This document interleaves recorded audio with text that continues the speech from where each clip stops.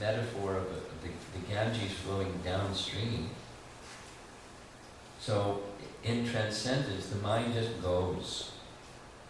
Spontaneous. There's topics of Krishna. You don't have to try to control the mind to go to the topics of Krishna or the holy name. The mind just goes.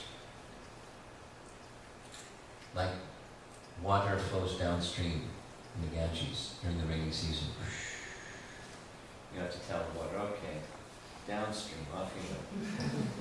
That's what you have to do with the mind in these other stages of the modes of nature. But devotional service is pure, and when devotional service is pure, it has that kind of characteristic. So this is describing, she asked, can you describe devotional service? He's already said in the previous chapter, devotional service is pure. So can you describe how it's manifest?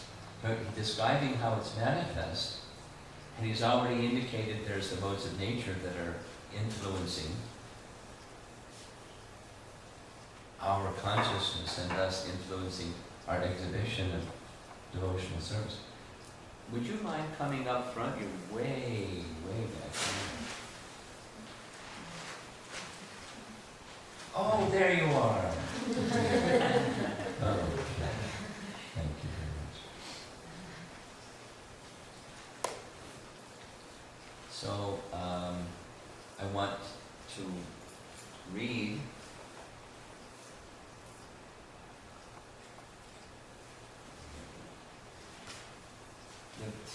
just 6 verses and focus on 2 of those 6 verses. So we're now, for those of you that just came, this is purpose number 2 of ISKCON. Propagate a consciousness of Krishna. Not just behavior. Put your hand in your bead bag. Put your finger through the little hole. Make some sound come out of your lungs and your mouth and engage in devotional service. But consciousness of Krishna, propagate a consciousness of Krishna, takes more than just behaviors. It takes directing your consciousness beyond the modes of nature, and then voila, or bhavati, Krishna comes. There's a very nice text in Canto 4, chapter 29, where Lord Shiva speaking to Parvati, that Krishna manifests, Vasudeva manifests when one's consciousness is Vasudeva Sattva. I'm going to speak a little bit about this tomorrow, but it's a little prelude. Krishna appears from the mind of Vasudeva. It's important. Vasudeva appears from the mind of Vasudeva. Krishna appears. Krishna consciousness, propagating Krishna consciousness requires that we become free from the modes of nature. Otherwise, we're practicing, and that's nice, but it's not Krishna consciousness in its mature stage yet. So, again, I'm picking this topic, thinking of you, because you're practitioners of sadhana bhakti, and I'm sharing with the Bhagavatam through Kapila Dev's teaching is giving us the sadhana to come through Vasudeva Sattvam, beyond devotional service, beyond the modes of nature, where Krishna appears, or at least consciousness of Krishna appears. Krishna appears in your heart. He's already in your heart. But we're not seeing him, we're not conscious of him. We're kind of somewhere between where we were and where we want to be. That's good. From where we were towards where we want to be. These are instructions to get to where you want to be. Very practical.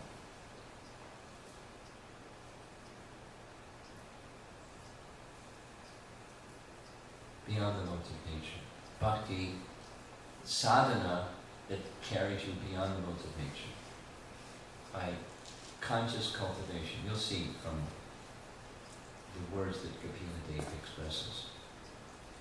They're not new ideas, they're just very tightly, compactly presented.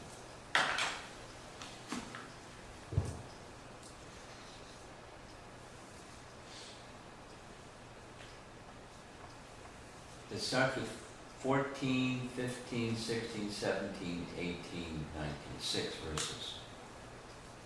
It starts with 14. I'm going to read to you the one before that, so the context sensitive. This one is sometimes a puzzlement. A pure devotee does not accept, he's describing pure devotional service, then he's going to describe the sadhana. A pure devotee does not accept any kind of liberation. Salokya, Sharshti, Samipya, Sarupya, or Ekatva, even though they are offered by the Supreme Personality of Godhead. Now, whatever Krishna wants, that's what we do, right? So if he wants, you do it. But the indication in the page and a half purport is, it's not something that the devotee does devotional service so they can get that, because there's the material fruitive activity, and then there's the so-called spiritual kind that really is entrepreneurial. I do because I get. The devotee doesn't Nadhanam Najanam Nasunjin Kantam Bhava Jagadisha Kami Janmani Jamani Shri Bhavatan Bhakti Rahayati Kitri. Same as Mahaprabhu's teaching in Shikshastakam. I don't hanker for that. It's not the perk that I want for my devotional service. When one is a pure devotee. I remember reading a very important article in my Krishna conscious life. Came in Bhakti Guided magazine where Prabhupada was saying in the transcribed lecture, Mahaprabhu's teaching right here is way up here, quoting that Shikshastakam verse. However, in the beginning stages, one should aspire to be with Krishna and Krishna alone. It's good. It's good. Want to be with Krishna, serving Krishna, face to face with Krishna. There's kind of, the negative, this place is really, unpleasant. I want that place. Still, it's good to want to be with Krishna. And in the mature stage, if that's not what I want. I can be with Krishna wherever Krishna wants me to be. Please engage me in devotional service. That's being with Krishna. When your consciousness is pure. And it's not to go somewhere, it's consciousness. Okay, so now, starting with text 14. By attaining the highest platform of devotional service, as I have explained, one can overcome the influence of the three modes of material nature and be situated in the transcendental stage as is the Lord. Now, if you remember back, the purpose number 3 says that the living entity is qualitatively one with Krishna. Now, how to live your life that way? Well, there's a science to it, but it starts with an understanding, at least theoretical understanding, is that qualitatively we are one with Krishna. Right. Equal to Krishna, but qualitatively. And then seeing others in that way. This is, the real peace and unity in the world. See others in that way. Spiritual knowledge, consciousness of Krishna, interacting with others, and seeing yourself in that way. We're all meant for Krishna's service. And then respect. This is so nice. The imbalance of values. How do you teach respect? Your parents, some of you are parents. You can teach the behavior, but how do you teach respect? You can teach please and thank you. How do you teach gratitude? If you don't have gratitude, you can't. The teaching behavior is okay. That's cultures all over the world do it. but the value, because when there's value, then it's part of your life. How do you teach the value of respect to other living entities without a spiritual conception? Answer, ain't gonna happen. And when there isn't respect, what takes its place? Disrespect. And different degrees, in crime and violence and so forth. Not respecting the property of others, something that parents teach children. And if they don't learn it, they'll do it in more amplified and tricky ways when they're adults. So parents have to train values, and spiritual teachers need to train values, and Vaishnavas in this world need to have that character.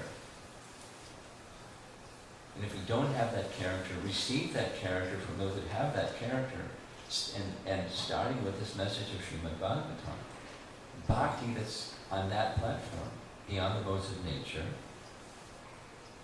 where we have respect for other living entities, because they're qualitatively part of Krishna. That's why. Their behavior may be whatever their behavior may be, according to the modes of nature. We can see then clearly, oh, that's a very interesting mode of nature combination with detachment. Then you can have with detachment something of an understanding how to conduct yourself in relation to that person in the workplace or in the community or wherever life takes you. In the mood of being the servant of the part and parcel of qualitatively one with Krishna, was covered by guna and karma.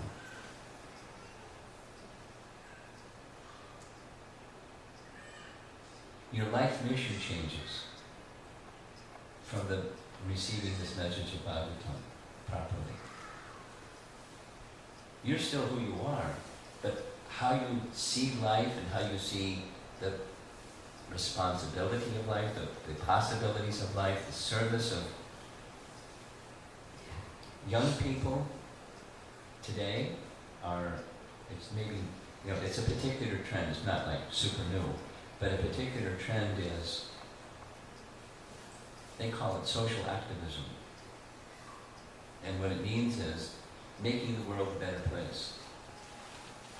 Part of it is the negativity towards the older generation made a mess of this place. They took the resources of nature, exploited it to the max, and abused Mother Earth, and abused other nations and so on. I don't want any. They got wealth, but they're not happy, and they haven't made the world a better place. So I want to do, not based on what's wealth, I want to do what's going to make better quality of life. Social activism in different fields. Strong, in case you didn't notice it already, with youth in the community or in the world. That's not going to be successful. There's a particular university where it's really big, and I've taken it head on, taken the bull by the horns and say, you're not going to be successful without a spiritual conception of life. It's not sustainable. It'll also deteriorate, and give examples and examples and examples. Yeah, it must be built upon the spiritual conception. You want really to make a difference in the world, it has to be with a spiritual conception. It's not going to happen without a spiritual conception. Your idealism will dissipate like all the other idealism dissipated when it comes to the intense pressure. No, I'm different. Okay. We'll talk to you in 20 years and see if you're still in the same mindset as you are today, 20 years from today. And if you really made a qualitative difference in the world, that your spirit of rugged individualism tells you you will, without a spiritual conception. You want to be successful, make sure there's a spiritual conception at the core. And then, hint, with that spiritual conception comes descending mercy from the Supreme Spirit. If you want to deny it, no, I don't like that. Okay. Meet you in 20 years and see what happens. But those social activists that have really made differences, they're not atheists. It's a lively and lovely discussion because they don't like to accept I need any support. I'm a rugged individualist, no one makes a difference. But it's needed, depending upon the individual and the trajectory that they're in at that particular time.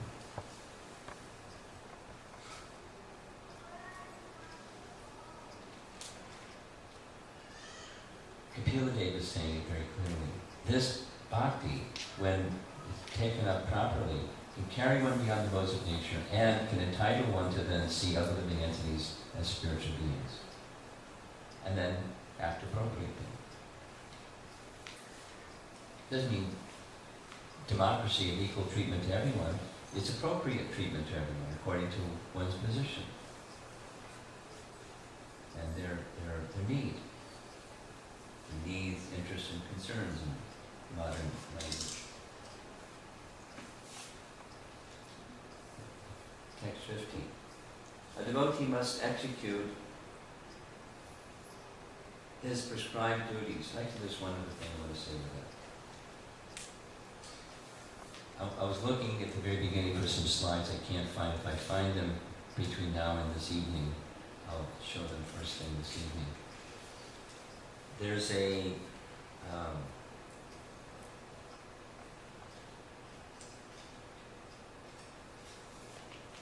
most of my Krishna conscious life has been in New York, although I was introduced as part of the Chicago community, but prior to that was New York.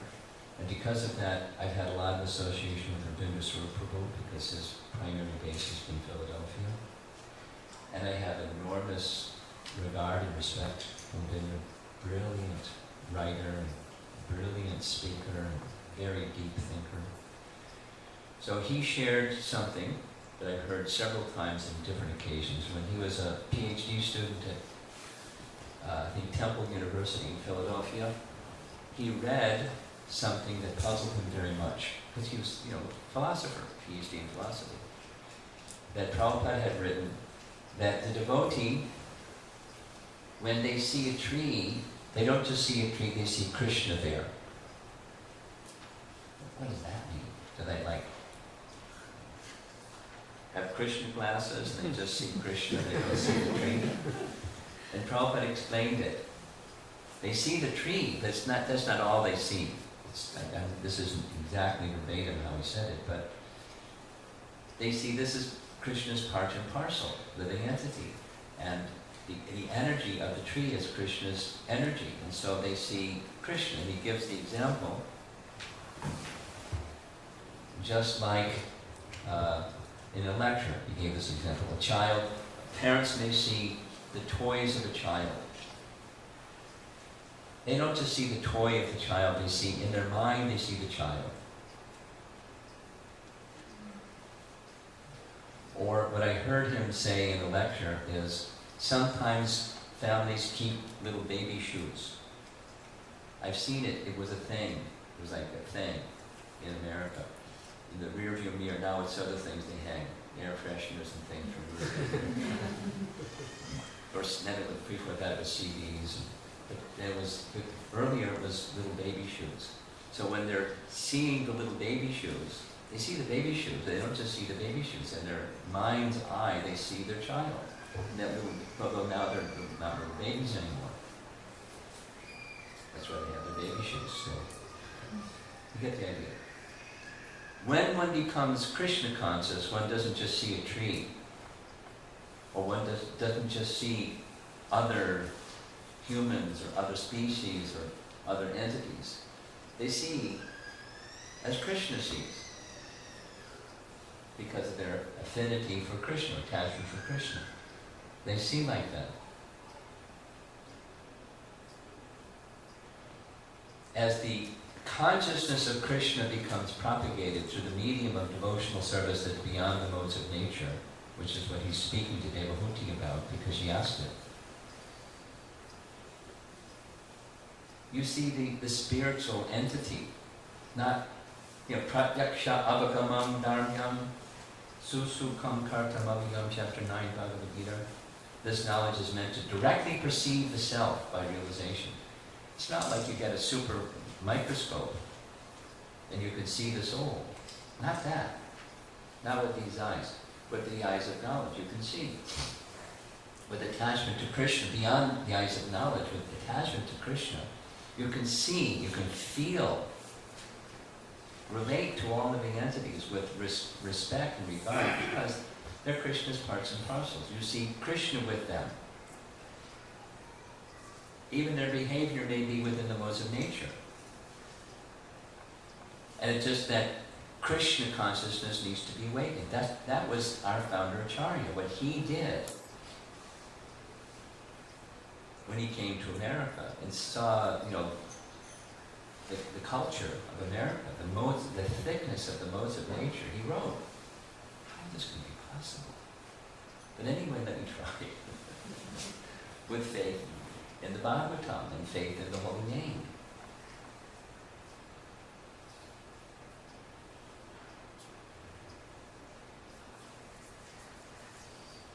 There's a group of devotees I know that go on an annual basis to Udupi,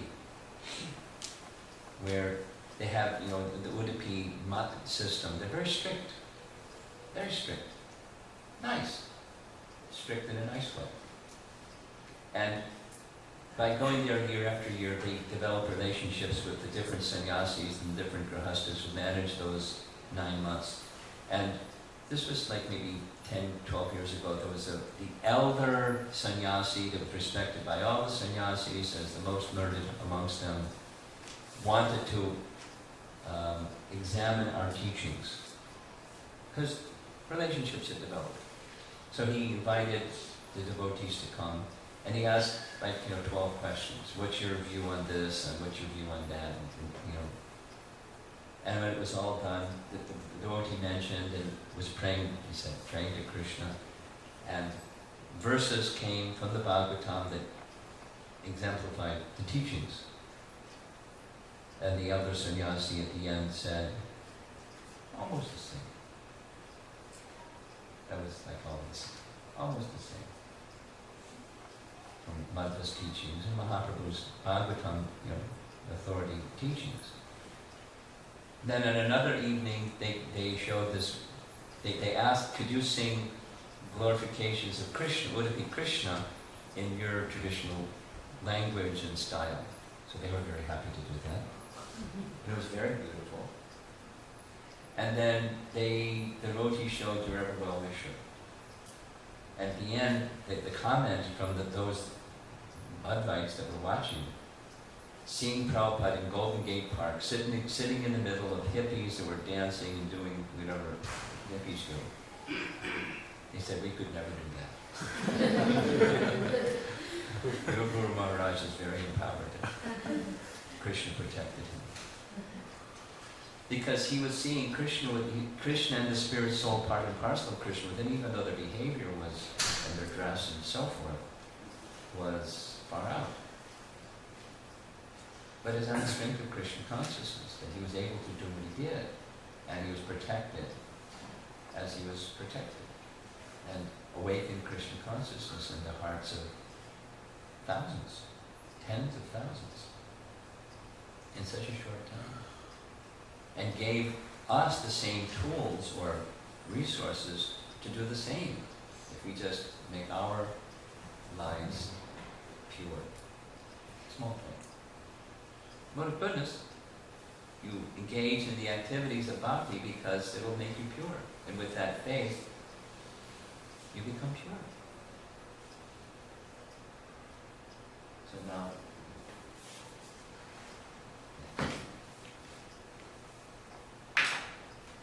text 15. A devotee must execute his prescribed duties, which are glorious, without material profit. Subtext, that's the mode of passion one. It's the cultivation of bhakti. Do your prescribed duties in devotion to Krishna without consideration of material profit. Now you have to pay your mortgage and pay your electric bill and those kinds of things. But the purpose is to serve Krishna, and Krishna is my maintainer. My work is my maintainer, and in some part of my day is Krishna. The different consciousness. The activity may look the same from the outset, but consciousness is different. The sadhana cultivation is not for material profit, but for the pleasure of Krishna. Consciousness. Yes? That reduces and has the potential of eliminating the mode of passion, influence upon bhakti, and that separate interest from Krishna, pratakdina, devotional service, influenced by passion. Without excessive violence, that's the mode of ignorance, by the way, one should regularly perform one's devotional activities. The Prabhupada in the purport comments on vegetarianism, some people criticize, you're also taking life, and Prabhupada acknowledges, but not unnecessarily. Jivo jivasya jivanam, one living entity subsists by the life of another living entity. But a way of life is minimizing that, and whatever it is that one must accept is offered to Krishna. So we're not just vegetarian, we're movement, we're Krishna Prasada movement. And we should live our lives that way. Cultivate and sanctify our lives that way. Text 16. The devotee should regularly see my statues. That's how Prabhupada is translated, like this deity form. That's encouraging deity worship. Devotional service in that second one, the mode of passion, was also engaging in deity worship, but with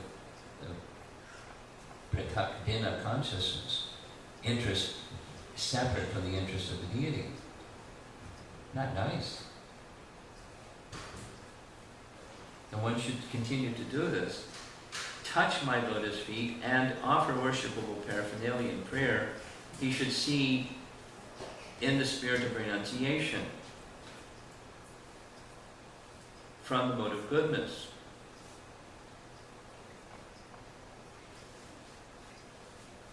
The detached jnana and vairagya within the Vedic literature, these two, it's a couplet. One goes with the other always. With knowledge comes detachment, and detachment enhances your capacity for knowledge. Try to be a student when you're attached to him or her, and your mind doesn't go to the subject, it goes to him or her, etc. So, with one enhances the other. The teaching of Mahaprabhu is Yukta Vairagya. Rupa Goswami says, by engaging in devotional service, natural detachment and knowledge arise. Directly from the Srimad Bhagavatam. And see every living entity as spiritual. Again, don't be a separatist.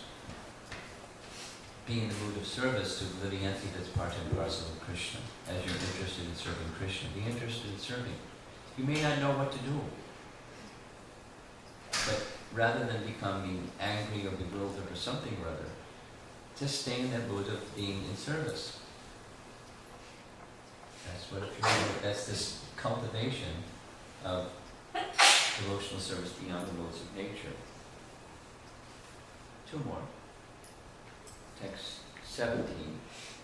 The pure devotee should execute devotional service by giving the greatest respect to the spiritual master and the acharyas.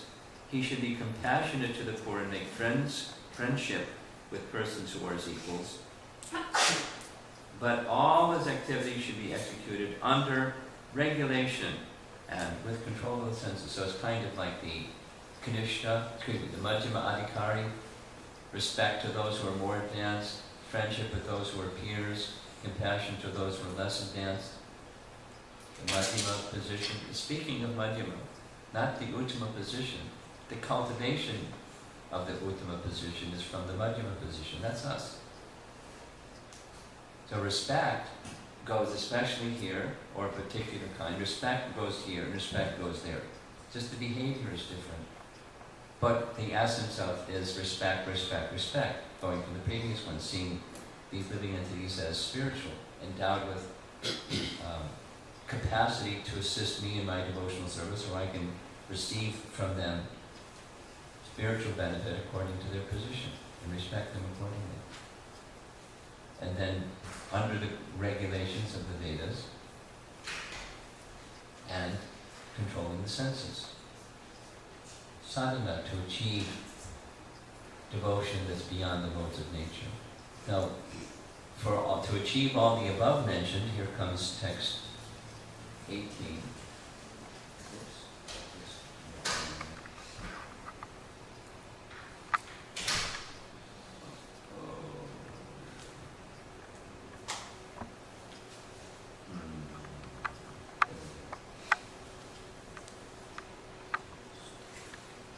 So here's I'll read the translation for that.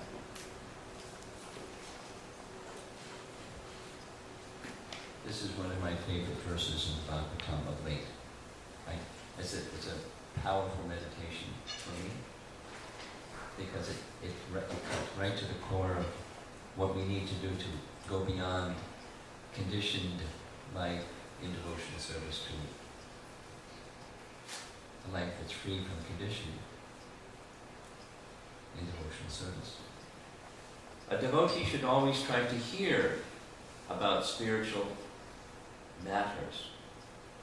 The Sanskrit is adhyatmika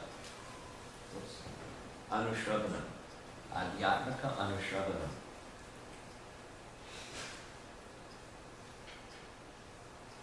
And should always utilize his time in chanting the holy name. So, in order to enhance this adhyatmika anushravana, so adhyatmika means spiritual matters, and anushravana is hearing. So hearing spiritual topics with this is now from the commentary of Vishwanath. Hearing with a specific purpose in mind. What's that? I want to go beyond my contaminations. This hearing process has the potency to carry me beyond my contamination. So I need to know, through this hearing process, what the contaminations are, what the doshas are, and also what the qualities are, so I can act from a position of strength and borrow from that position of strength to overcome the faults. But at first I have to identify them, and I'm not going to identify them unless I hear properly. I'll still think I'm okay. I'm okay. I've been a devotee for some number of years now, and I've been chanting, and I'm initiated. And I'm entitled to, respect from others, because I've been around for a while.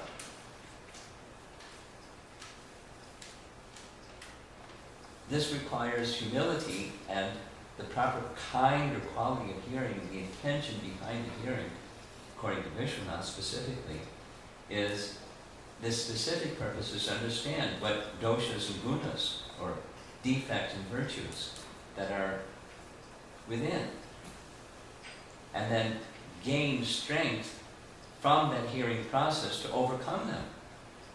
And those additional features that help one overcome them are these: chanting of the holy name, arjavena, straightforwardness in dealings, very strong principle to advance in spiritual life. Straightforwardness. There's different Sanskrit terms that indicate this. Sarvata is one of them. Simplicity, straightforward in your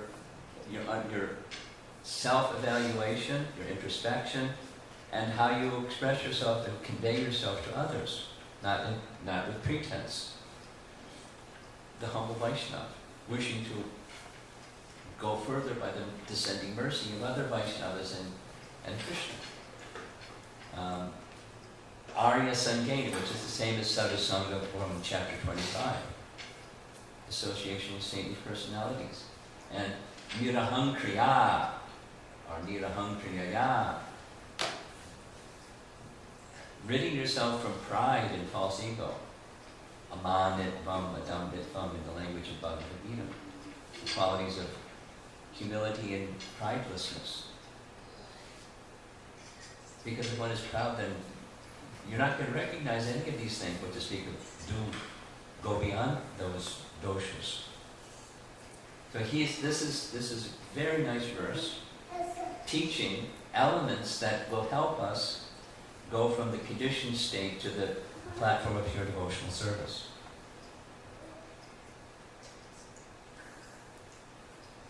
And Krishna emerges. Krishna consciousness emerges. And Krishna emerges from that Krishna consciousness. His name, qualities, form, and pastimes.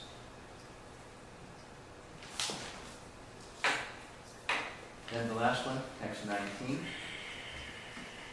When one is fully qualified with all these transcendental attributes and his consciousness is thus completely purified, he is immediately attracted simply by hearing my name and hearing of my transcendental quality, which is restatement of what he said, devotional service is beyond the modes of nature does, like the Ganges flowing downstream.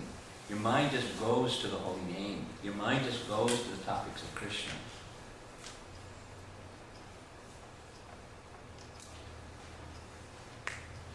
That's the propagating the consciousness of Krishna, as found in the message of Srimad Bhagavatam and Bhagavad Gita.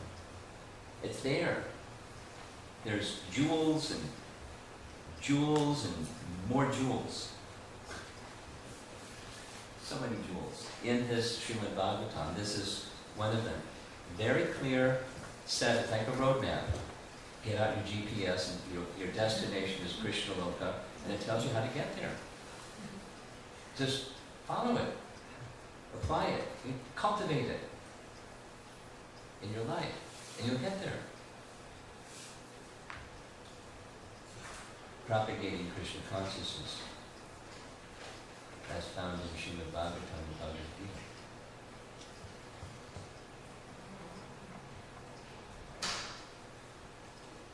That's a little different than yesterday evening. This is taking a little section of the vast body of literature of Srimad Bhagavatam and exploring how Krishna emerges. If we want, Krishna will emerge. If we don't want, then something else will happen. We can carry on in devotion. Bahu Janma Kari Shravana Kirtana. Many lifetimes, Bahu Janma Kari Yadi Shravana Kirtana. You can engage in the hearing and chanting process for many lifetimes and not get the result that's intended. Or you can get the result that's intended in one lifetime. Really? Really? Anybody? Anybody. What about, I'm not very qualified? Fine, take it. That's the mercy that's being extended.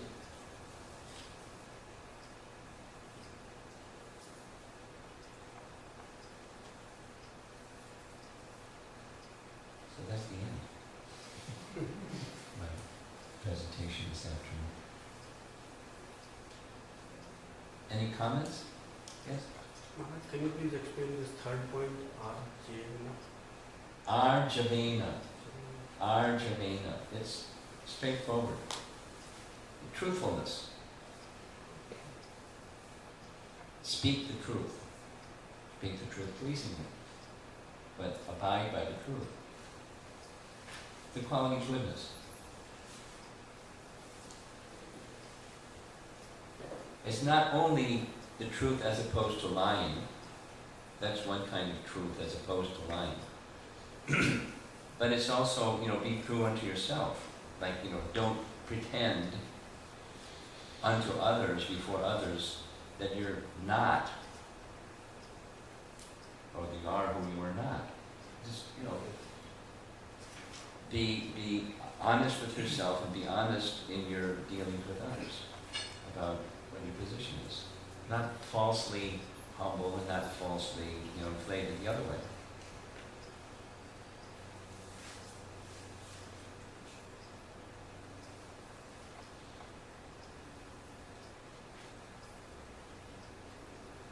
I wasn't present in the room, but I've been told this by Bhakti Chaitanya Maharaj several times.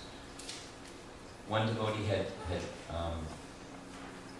was very enthusiastic to have Prabhupada's darshan, and got the opportunity to be in a darshan room with others, and they were in this, expounding before Prabhupada. I'm the most fallen, I'm the most unqualified, and Prabhupada heard them going on, and said, "You're not the most anything."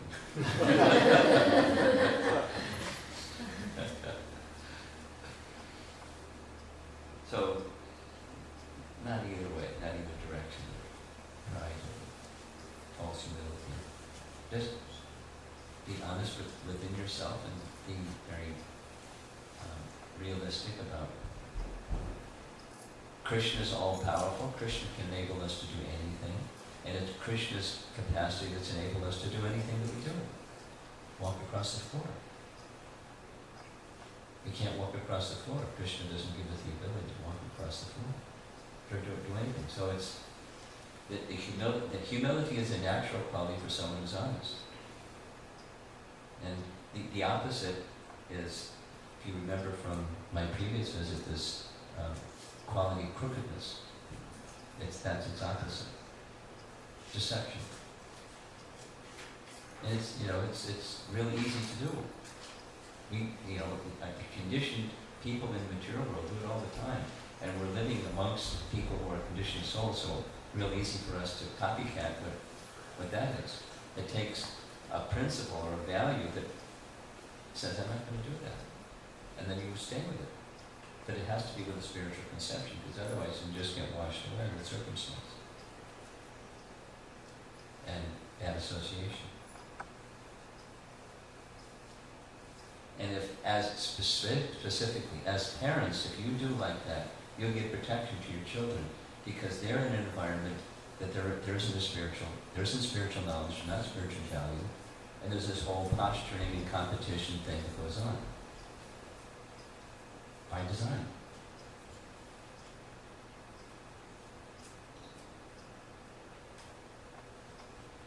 And it's really tough.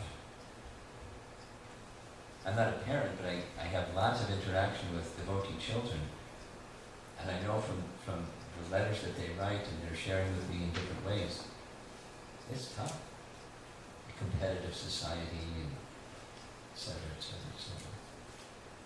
Challenging the values. Why do you do like this? Why do you dress like that? Why don't you do these things that we do? What's wrong with you?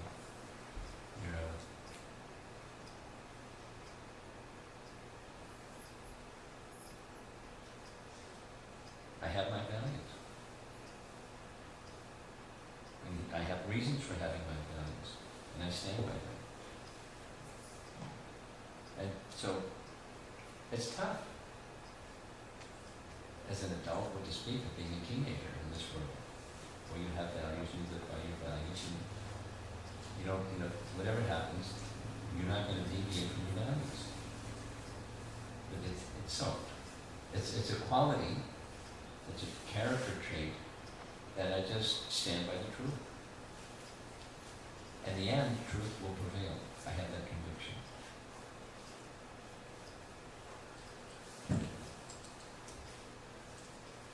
So I'll be very straightforward about it. Yes? Maharaj, we see in the Mahabharata, the Bhishma Dev, of course he's a great personality, but he had all this going on, and the Supreme Lord is sitting, it's so close to him, and still yet, even though he's being told to not speak the truth, and he's still speaking the truth. It's a little bit, if you could explain that a little bit more. Yudhishthira or Bhishma Dev? You said Bhishma Dev. Sorry, Yudhishthira Maharaj. Because it's very delicate. I mean, sure. I'm trying to see how he has all of this going on. The Supreme Lord is right in front of him and he's asking him to say something. Yet, Well, it was instructive. I see that as a little bit like Arjuna being bewildered what is his duty. It was purposeful by the Lord's influence to teach a lesson. Dharma hi sakshat bhagavat pranita. When the Lord says, tell the truth, you tell the truth. If the Lord says, you speak something other than the truth, you speak of something other than the truth. Because that's the principle of Dharma, to do what the Lord wants. So Bhaktisiddhanta made a mini commentary on some sections from Mahabharata, including that one section. Many people say, wrongly, falsely, that the chariot of Yudhishthira had to touch the ground because he told a lie. The fact is, his chariot had to touch the ground because he hesitated to do what the Lord said, showing that Dharma comes from the Supreme Lord, and he can adjust things according to his divine will. So in normal circumstances, that's the Dharma that should prevail. In this exceptional circumstance, when the Supreme Lord says, do this, you do this. That's Dharma. so we shouldn't be too attached to following the principles of Dharma. If you get a direct instruction from Krishna to do something, do it.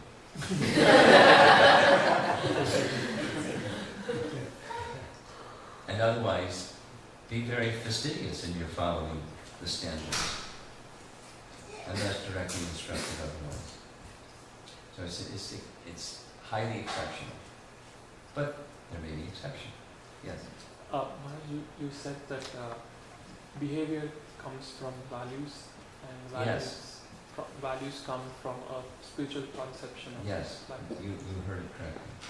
Then it's sometimes puzzling or bewildering as to some, like countries like Japan have very high standards of values, although maybe spiritually they may not be advanced, versus, you may go to a temple, say holy places in India, and the spiritual, the people who are running, maybe priests, may be cheating you or, swindling. So how do we understand that?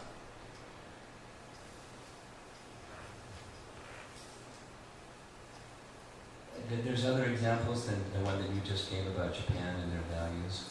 That's because I was just in China. They have theirs too, called traditional Chinese culture and traditional Chinese medicine, traditional Chinese architecture. So it's intergenerational, passed on, and it's something like what Krishna asks Nanda Maharaj when he saw the yajna set up for Lord Indra.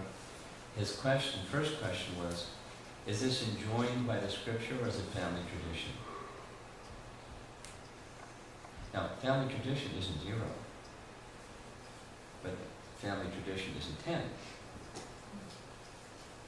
Because if it's enjoined by the scripture, then one must do. And if it's family tradition, then one should do. So, traditional Chinese culture is being eroded, and traditional Japanese culture is being eroded because it's not based on a spiritual platform. It's there, but it's being eroded. Modernity is a grist mill. It just powders everything that comes in contact with it.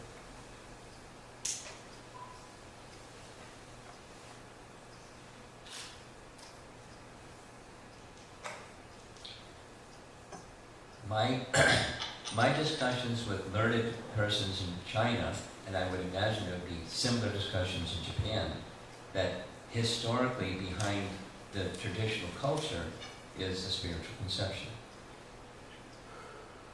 The spiritual conception disappeared, yet the culture continues to some degree and is being eroded. So now in our case, we wish to establish culture. There's a cultural movement, Prabhupada was saying. It doesn't mean Bharatanatyam dancing. It means, these values and cultural character. It means the other things too, but that's what it means. That's my understanding. And how do you do that in a place where there's no culture? It's a little easier where there's culture. People have respect, at least behavior-wise. Now, behind doors they do things, cheating, etc., etc., etc.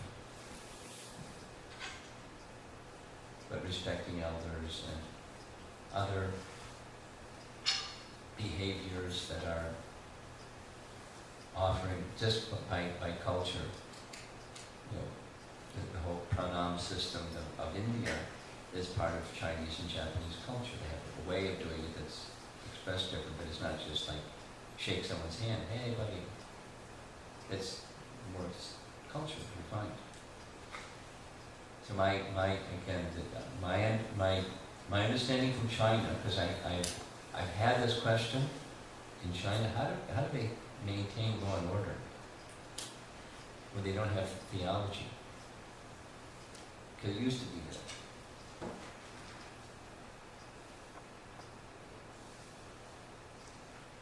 There was certainly some ruthlessness as well from different dynasties of kings that did ruthless things.